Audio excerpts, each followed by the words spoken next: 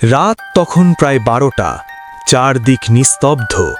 হঠাৎ মনে হচ্ছিল এই নীরবতার ভেতর যেন কেউ নিঃশ্বাস নিচ্ছে, কিন্তু কে? গ্রামের মানুষজন এক মৃতদেহ কাঁধে তুলে নিয়েছে, সাদা কাপড়ে মোড়া নিথর শরীর। কেউ কথা বলছে না, কারণ সবাই জানে এই রাস্তা ভালো না।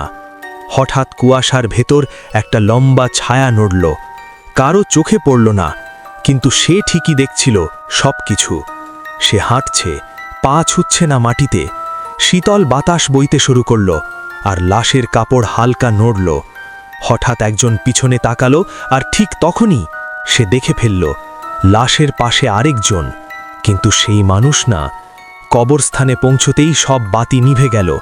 চাঁদের আলোয় দেখা গেল ভূতটা কবরের পাশে দাঁড়িয়ে।